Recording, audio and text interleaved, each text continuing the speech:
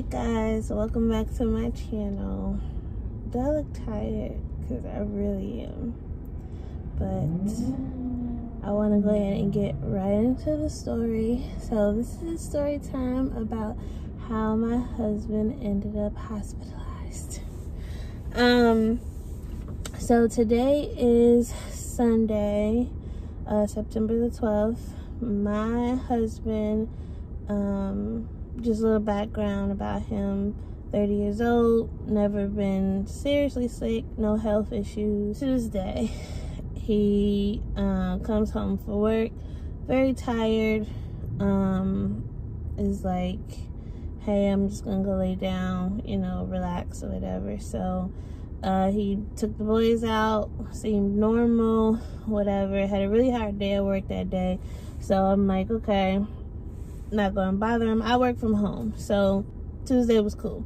Wednesday, he stayed home from work because he didn't feel good. Wednesday at probably around my lunchtime was complaining to me about some tenderness and like a little bump in between. It's gonna get a little graphic, so if it's a little TMI, so if you're not into that stuff, just click off the video. Was complaining about a bump in between his butt and his testicles. So I'm his wife, and I'm not ashamed to look at it, so he can't do it himself. So I went and looked for him, and it, to me, is what looked like an ingrown hair. Let's put a warm rag on there, and maybe it'll come to a head. My mom told me to have him sit in a tub of cool water, and I was like, cool. So put him in a bathtub or whatever, and after that I felt it again, and it just didn't seem just like an ingrown. It was bigger, harder, and a little warm to the touch. So I'm like, this is an abscess. I know what an abscess is. I've had one before. So, but not one serious. And I didn't realize that it depends on the placement of the abscess or where it grew at, how serious it is. I'm just giving him ibuprofen and Tylenol for the pain. So that seems to work for that one. I did not know that there was another one because it was not giving him any pain yet. And he did have a little bit of chills and a small fever Wednesday night, and that is a symptom of an abscess. So the next day, that one was gone. Now there's a new one, had moved up to his groin area, closer to his testicles. So we just put a rag on it, 20 minutes on, 20 minutes off. He was consistently taking ibuprofen and taking Tylenol, one for pain and one for inflammation. So it seems to be working, but not enough. He was still really uncomfortable, and at this point it's Thursday. So he pushes through it. Thursday and Friday, I really don't remember Thursday and Friday that much. Friday night, very, very uncomfortable, like very extremely uncomfortable. Kept getting up in the middle of the night, stuff like that. And I'm like, okay, if you do not feel better in the morning, we're going to express care. So didn't feel better, got chills again, so I put him in a hot shower Saturday, and just let him clean up. And I figured that we were just going to be there all day, and I was correct. So we went to express care. Get to express care, they didn't tell us it was a 2-hour wait, but it ended up being a 2-hour wait. We waited in the car because they have a really small waiting room, and there was already people in there. So I'm like, okay, we'll wait in the car. And I didn't want to get him in and out of the car anyway. And this was around noon, before we completely parked. He had drunk some ginger ale and ate a granola bar. Yeah, one granola bar. So I figure he's still hungry. You know, he's still acting like his normal self. He's just, you know, a little off. And once they call us in, they take his temperature, and they're like 102.2. And they were like, wait, you were sitting in a warm car, right? I didn't have the air on because he said it being warm felt good. So I wanted it, I kept it warm in here. So they check my temperature to see if my temperature has gone down yet.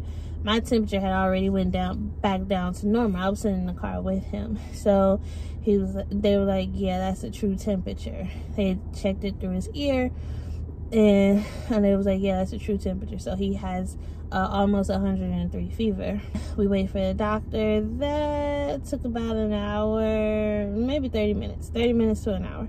So she comes in and immediately pulls his pants down, starts to feel, and she's like, I don't like how this feels. I'm not just gonna give you some antibiotics. I'm sending you to the emergency room. Another morning, I'm very emotional, so she didn't want to just give us the pills and an injection and send us on our way. She thinks this might be worse than it appears. Like, not just an abscess, could possibly be cellulitis, so it could be bad. So grabbed some food. I ate a little bit of it. He wasn't really hungry. He just had some water. Oh, I forgot to say that he also vomited while we were waiting at Express Care. We go to the emergency room and check in with them. It takes about 2 hours, and then they finally get his blood work. Then after the blood work, we wait a little bit. We decided to go outside, and I finished my food and charged my phone and stuff like that. 8 o'clock is when they came out and got us. So mind you, we were waiting for 2 hours at the Express Care, and then 5 more hours at the emergency room. So it's been about 8 hours now. So and this is not me complaining about the time. I just want to give y'all a time frame of, you know, why it took so long to get to the point that I'm going to tell you about. So they give us a room, get him undressed, and the doctor comes in, and she tells us, I want to get a CAT scan and an ultrasound, full workup. He's going to be here for the rest of the night. Thinking we're just going to put him on antibiotics for the rest of the night, go home today, which is Sunday. No, so put his IV in, so he's on an antibiotic and some fluids now because he was really thirsty. He couldn't drink anything after they found out he was gonna need a CAT scan. So they do his CAT scan, and oh no, wait, sorry, they give him his IV, give him some Tylenol, give him some morphine to help with the pain, and then they take him this CAT scan. I'm still there at this point. So I say, okay, I'll go home after they have your CAT scan, not thinking that thinking about the fact that CAT scans they can read them and then, you know, come back or whatever. So after he comes back from his CAT scan, he's like, I'm good, I'm watching TV, go ahead home, take care of the boys, the dogs, and get yourself together. I'm like, cool, I'll be back. I left, called my mom, got told her how I was feeling, told her I should have took him sooner.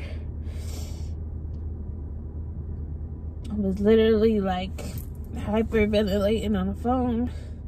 At this point, the only people who know are my mom, his brother, and my best friend here. She calms me down. I go in and take care of the boys. Before we left, I had started to I stripped the bed to wash the sheets and stuff like that. So I'm like, let me go ahead and put the cover in the dryer, be able to sit with the boys for a little bit. Didn't really have an appetite or anything like that. And I started to fold the clothes as we washed Friday night. So I'm like, let me fold these clothes, get everything out the way, because I know he's gonna be able to come home tonight. I don't want anything in the way. Sorry, I keep pausing. I just need to like breathe through it so I'm not talking to y'all and crying at the same time, because it won't make sense. You won't be able to hear me. And I hear the dryer stop, and at this point I've put up all the clothes, so I'm going out to get the white clothes out of the dryer, and I look at my phone's still on vibrate. So I look at my phone and I'm like, oh shit, like he's calling me. So I answer the phone. I'm like, hey, what's up? You okay? And he's like, yeah, the CAT scan results came back and they need to do emergency surgery. And they're gonna do it in 15 minutes. You need to get here. Dropped everything. Put Bruno up, Blue's always out, and jumped in the car and headed back. We only live about 15 at the most minutes away from the hospital, so that's good. I got there in 5. So they let me back. What he told me is that they found air pockets and they want to cut it open and suck it out and then leave it open.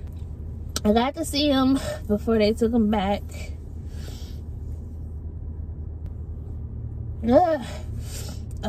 I took his wedding ring and his glasses off of him. And I just went and sat in the waiting room. Now, Josh has never had any major surgery. So, I was scared.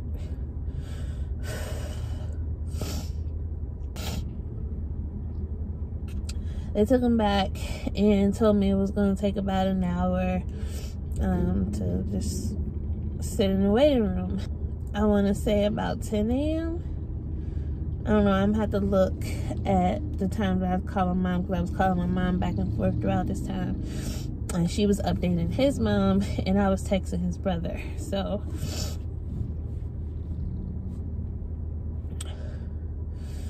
in the waiting room, talking to my mom, she's keeping me calm. And then about 45 minutes later, the surgeon comes in. He did great. He's awake, in recovery.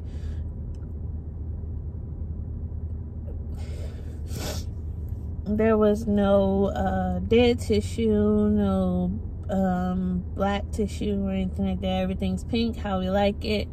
We got it out, and we're just gonna leave it open and put the wound back on him on Monday, which is tomorrow. And we'll just leave it open until then. So I'm like, okay, I understand. And then an anesthesiologist walked by, and she was like, I don't think they're gonna be able to come get you because there's only one nurse and blah blah blah. So if you want to go grab his stuff and then go find out what room he's gonna go to, go ahead. So I start walking back towards the emergency room, and then I run into a nurse, and she's like, I'll just take you into recovery because there's nobody in there. So she took me into recovery. I met the nurse, and he was awake. I was still on FaceTime with my mom. Luckily, this hospital has decent Wi-Fi, but I was still on FaceTime with my mom, walking throughout the hospital, and I walk into recovery, and he's like, "Hey, Stank," and I'm like, "Hey, baby." And he's just like, what's going on, blah, blah, blah. And because, you know, he's out of it, just waking up from anesthesia, and basically like telling them how his pain is, and apparently his heart rate had been up the whole time. So when I walked in the room, it got even higher, and she was like, "What did I tell you? You gotta breathe and keep that heart rate down." So I kind of was like calming him down and trying to get it down for him. It stayed high. I mean, he's a big man, so he's naturally anxious. So that's his heart rate was going to stay up until, you know, he knew for sure that he was okay. So I didn't like get any like picture of him in his little hospital bonnet, I don't think. Oh yes, I did. I'll post a picture so y'all can see, because I sent it to his mom. When I seen him, and I don't know why I'm crying. He's fine. We were in recovery for a while. She put some things on his legs to help to make sure he don't get any blood clots, and I was giving him ice chips and trying to cool him down because his temperature was still pretty high. I think it was 103 after the surgery, so he still had a pretty high temperature. So we were like packing him with ice and trying to get his temperature down and stuff. And I forgot he had these thick ass socks on, so those probably were not helping. We actually got his temperature down. What did we get it down to? 100. I think she got it down to 100, and then she was like, I mean, that's still a fever, but she was like, okay, we can go upstairs now. So another nurse came down to help her take him upstairs, and I just followed. And then we got to his room and got everything settled or whatever. I had nothing with me. It was already late. I already had the boys taken out and done everything, and I knew I was gonna stay. I couldn't leave and come back because it was already after visiting hours and stuff like that. So I wouldn't have been able to get back in without, you know, causing the uproar. They got too much stuff going on. So not an uproar, but just making it too difficult for them. So I just sat my happy ass down and stayed, even though I had no chargers, no nothing. Like, my point of going home was to grab chargers, but when he called me and told me that I needed to get there, I didn't grab anything. I just grabbed my keys and left. They changed the dressing to his wound, so I got to see what it looks like. I did not take a picture of that because it's his testicles. So I don't want to, you know, I mean, a picture for myself is fine, and to show him would be fine, but not for you guys. Sorry. If you wanted to see it. But it's just, it kind of just looks like a cut. It's not as bad as I thought it was going to be. I thought it was just going to be this huge open, you know, wound, and it was going to just be no skin there. I thought the worst. But no, that's not the case. It's just a slit, and then I guess they just use something to get in there and suck it all out. And it looks healthy. And he's doing really well. I'm just going back and forth. This morning I went home and probably about 8 this morning and took a shower, took the boys out, fed them, took a shower. Oh, the boys had eaten before I left, so they were fine. Bruno just hadn't been out as much as he used to during the weekends.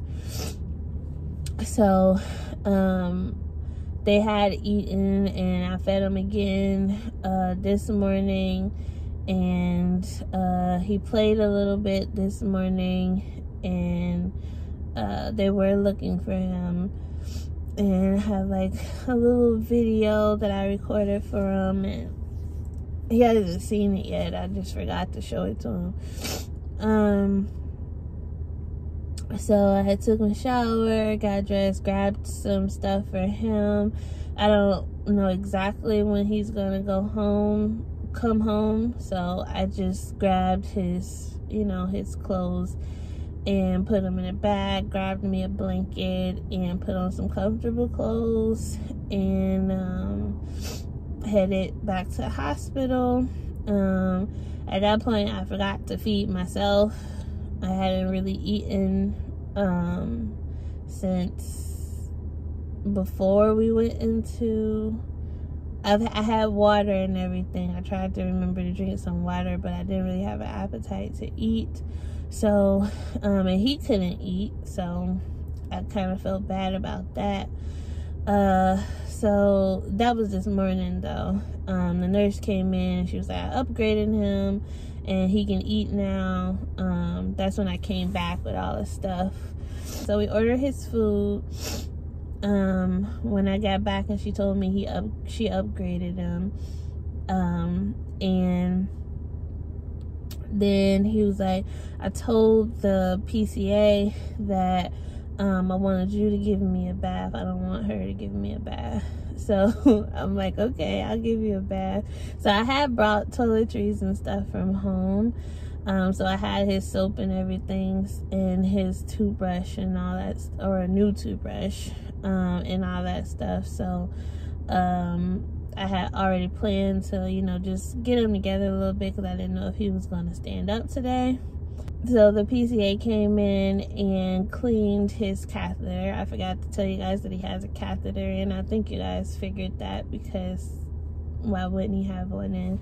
But he has a catheter, and so she cleaned that, and I was like, okay, I'll give him a bath now. So I gave him a sponge bath, but it was fine with me. He enjoyed it. His heart rate went way down after that. He was so relaxed. So he was good after that, and then they brought his food, so he got to eat.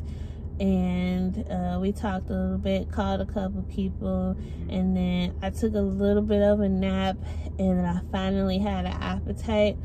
So I went down to the cafeteria and got some food, and then my friends texted or FaceTimed me and was like, what part of the hospital are you in? And I'm like, what? And then like, what part of the hospital are you in? I said, the main part. And so they came over, and I was like, I'll just meet y'all in the lobby, because they were saying that we had something for you and Josh. So I was like, I'll just meet you in the lobby, because you can't go upstairs. So the rule at the hospitals here is one support person. I don't know if you're new to my channel or not, but me and my husband moved to Pennsylvania 3 years ago. We're from Cincinnati, Ohio. We have no family here. It's just me and him and the dogs, which is why I had to do everything over the phone for our families and stuff. So the only family that we have here are our friends. So it was nice of them to come, and I have a little clip of them earlier today.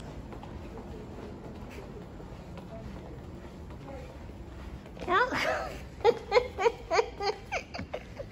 Yeah, so sick. How you I'm tired as hell. And I stood down there and talked to them for a little bit, and then I went back upstairs with him and took a nice little nap. Every now and then he'll wake me up and ask me to do something, but I think I got a little bit of sleep. It felt good to get all that out. Like, this video isn't to use my husband for any sort of clout. I guess this is, it's not a good memory, and it's not a bad one because he made it through this whole thing. The point of a video like this is to inform you guys that to try not to ignore things. We could have put this off for a lot longer, and it could have got a lot worse, because we are, and I can admit this to myself, that we are those type of people who don't like to go to the doctor, and think we can treat everything at home. And for the most part, we have treated everything at home, but this was not something. He was in so much pain. It wasn't something that and I'm glad that we realized how much pain he was in and just went to express care. And I'm so happy that she told us to just go to the emergency room and didn't just give us some medicine and send us on our way, because it could have been so much worse. Also, having to do this by myself is a little scary, but I think I'm gonna be okay. Well, it is, what day is it? Wednesday, September 15th. I'm still trying to decide if I want to put that story time up today or not, or if I want to wait until we are completely out of the hospital.